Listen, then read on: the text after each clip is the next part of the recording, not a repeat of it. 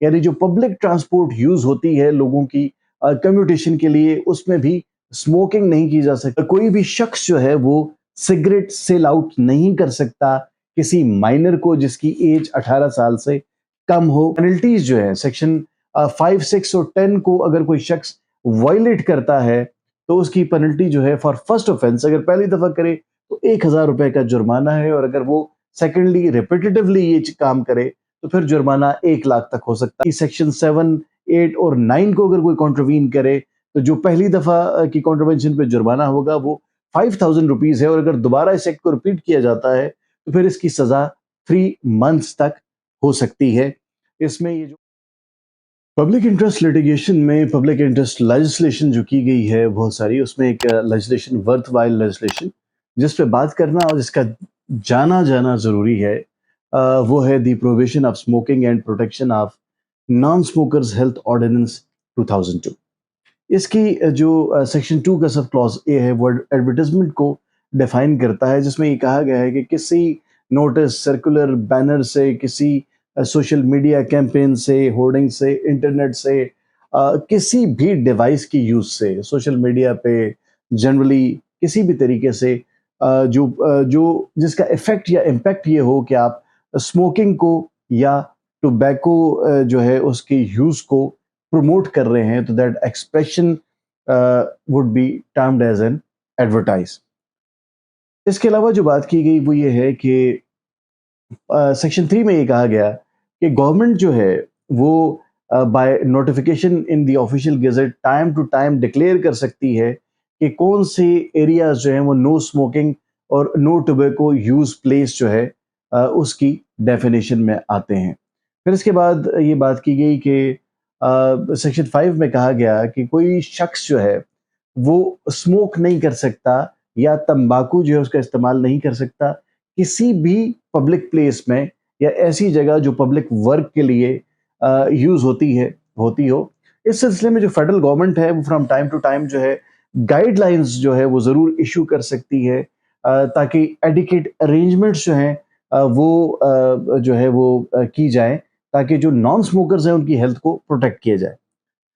अब वो जो पब्लिक व्हीकल्स हैं उसमें सेक्शन 6 इसकी ये कहती है कि जो पब्लिक व्हीकल्स हैं, यानी जो पब्लिक ट्रांसपोर्ट यूज़ होती है लोगों की कम्यूटेशन के लिए, उसमें भी स्मोकिंग नहीं की जा सकती, टोबैको यूज़ नहीं किया जा सकता। सेक्शन 7 जो है वो प्रोहिबिट करती है एडवर्टाइज़मेंट ऑफ सिगरेट्स को, कि यानी कोई भी कंपनी जो है वो टोबैको की या सिगरेट्स की एडवर्टाइज़मेंट जो है वो नहीं कर सकती until and unless it is in accord with the guidelines provided by the committee of the federal government, या जो नोटिफिकेशन है ऑफिशियल गजट में जो इशू किया है फेडरल गवर्नमेंट में, उसमें जो वो गाइडलाइंस प्रोवाइड की गई हैं या जो एक मार्जिन प्रोवाइड किया गया है, the advertisement should be in line to that margin, in line to those guidelines. इसके बाद सेक्शन 8 जो है वो बात करती है कि जो कोई भी शख्स जो है वो सिगरेट सेल आउट नहीं कर सकता किसी माइनर को जिसकी एज 18 साल से कम हो, और सेक्शन 9 जो है वो प्रोहिबिट करती है कि सिगरेट की स्टोरेज, सेल और डिस्ट्रीब्यूशन ऑफ सिगरेट्स जो है वो किसी भी एजुकेशनल इंस्टीट्यूशन जो है, जो भी कोई एजुकेशनल इंस्टीट्यूशन है उसके विद इन 50 मीटर्स जो है, किसी कॉलेज, स्कूल या एजुकेशनल इंस्टीट्यूशन के विद इन 50 मीटर्स की रेंज में कोई भी शख्स जो है वो सिगरेट स्टोर नहीं कर सकता, सेल नहीं कर सकता और डिस्ट्रीब्यूट नहीं कर सकता।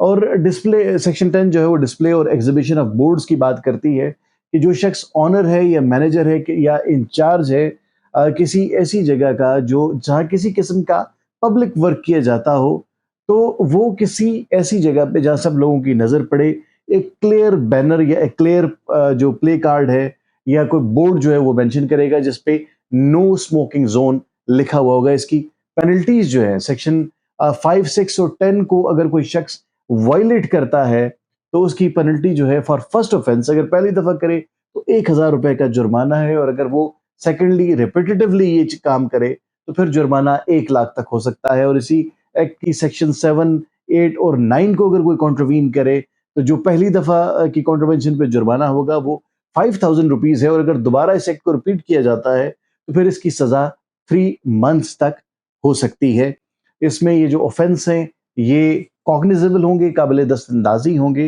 यानी पुलिस इसमें गिरफ्तार कर सकती है, लेकिन ये बेलेबल होंगे सेक्शन 7, 8 और 9। और इसके अलावा इसमें ये बात कही गई कि इसमें कोई भी कोर्ट जो है वो तब तक कॉग्निजेंस नहीं ले सकती इन ऑफेंसेस की कि अगर ये जो इन सेक्शंस को कॉन्ट्रवीन करे अगर कोई शख्स, तो कंप्लेंट जो है वो ऑथराइज्ड ऑफिसर के थ्रू होगी if it is the contravention of section 5, 6 and 10। और अगर सेक्शन 7, 8 या 9 की कॉन्ट्रवेंशन है तो फिर कोई भी ऑफिसर जो है पुलिस का not below the rank of sub inspector जो है उसकी कंप्लेंट पे ये एक्शन लिया जाएगा। इसका प्रोसीजर ये है कि ऑफेंस जो है सेक्शन 7, 8, 9 ये कॉग्निजेबल होंगे, बेलेबल होंगे, और मजिस्ट्रेट फर्स्ट क्लास जो है वो इसको ट्राई कर सकता है और इनको बाकी समरी ऑफेंसेस की तरह इनको प्रोसीड किया जाएगा। और ये जो मजिस्ट्रेट फर्स्ट क्लास है उसमें किसी भी किस्म की सजा दे सकता है जो इस पर्टिकुलर एक्ट में प्रोवाइडेड